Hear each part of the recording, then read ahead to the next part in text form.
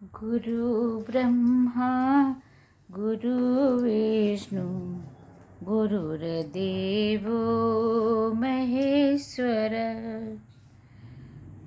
गुरु साक्षात् परब्रह्म तस्मै श्री गुरुवे नमः।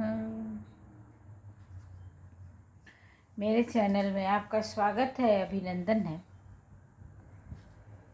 इस परम ईश्वर की अनुकंपा से आप लोग स्वस्थ और प्रसन्न होंगे।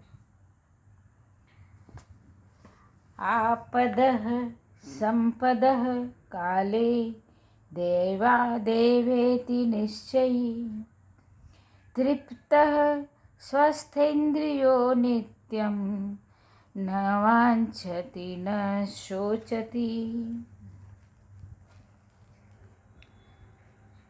सामान्य अर्थ है इसका, निश्चय ही आपदा और संपदा दैव योग से समय के अनुसार आती है। यह सत्य जो जान लेता है वह इंद्रियों का विजेता और पूर्ण तृप्त होकर न कुछ पाने की इच्छा करता है और न पाकर प्रसन्न होता है तथा न खोकर भी विषाद करता है।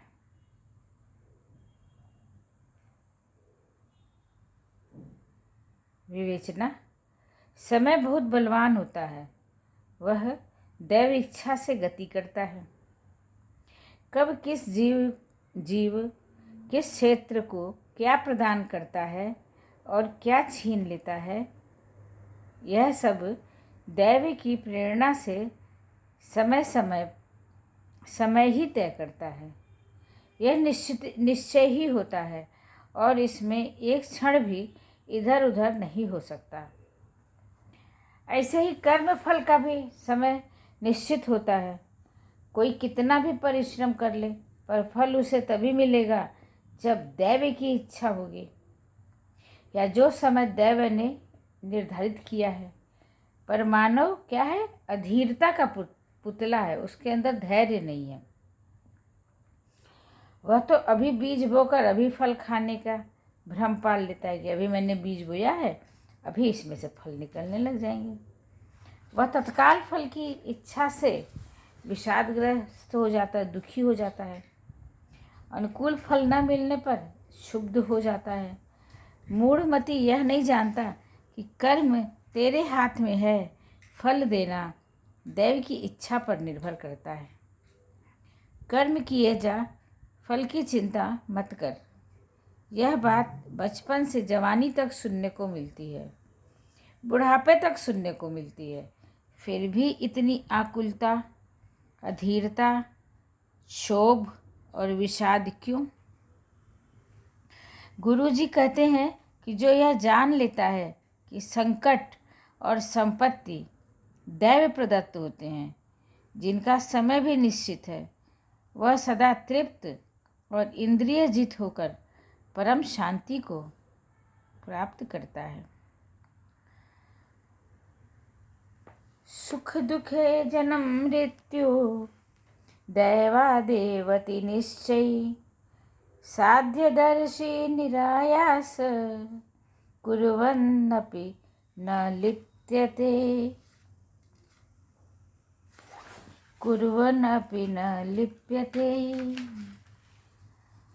जो इस निश्चय पर दृढ़ रहता है कि जन्म मरण, सुख दुख दोनों दैव की इच्छा के अधीन है, वह ज्ञानी अपने लक्ष्यों के प्रति समर्पित और कर्म को सहज रूप से करता हुआ किसी भी परिस्थिति में विषय विकारों में लिप्त नहीं होता। कर्म योग का एक ये विशिष्ट सूत्र है। विवेचना है। कर्म योग का यह विशिष्ट सूत्र है। कर रहा है फिर भी उसमें लिप्त नहीं। अद्भुत, बहुत आश्चर्यजनक है। कर्म तो कर रहा है लेकिन उसमें लिप्त नहीं है। पर लिप्तता का भाव नहीं, रहे भी क्यों, वह आत्म स्थिर है, कर्ता भाव से मुक्त है, आत्मरत है। लगता है कि वह सामान्य व्यक्ति की भांति कर्मरत है, पर वास्तव में वह कर्मयोगी है, जिसे वह कर्म के फल में आसक्त ही नहीं। कर्म उसके लिए साध्य है, साधन नहीं, इसलिए वह सहज है। कर्म और कर्म फल से नितांत अस्पृश्य, न उसे सुख दुख की अनुभूति है और न हर्ष विषाद की। अज्ञानी इसके विपरीत कर्म बाद में करता है, उसके फल का आकलन पहले करने लगता है। कर्म के पश्चात इच्छित और उचित फल को वह अपना अधिकार मानता है। विलंब उसे विषाद से भर देता है। अधीरता से वह विश्रांत हो जाता है। वह कलपने लगता है, भाग्य को कोसने लगता है और दैव इच्छा का बहिष्कार करने लगता है।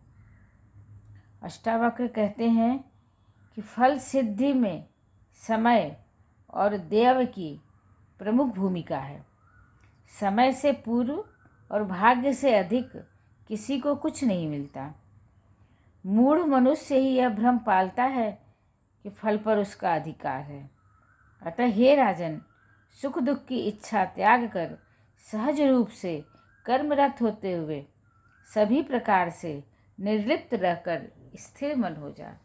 इसमें गुरुजी स्थिर मन होने के लिए कह रहे हैं कि स्थिर मन जा। हानि लाभ दुख सुख सब विधि के हाथ है। यश अपयश ये सब विधि के हाथ है, ये हमारे हाथ में नहीं है। इसलिए स्थिर मन हो जाओ, अपने मन को स्थिर कर लो। जो चीज़ अपने हाथ में नहीं है उसको हम किस तरीके से प्राप्त कर सकते हैं। कर्म पर अपना अधिकार है। यही गीता भी कहती है कि कर्म पर अपना अधिकार है, कर्म करते रहो, फल की इच्छा मत करो, उसके बारे में तुम सोचने में असमर्थ।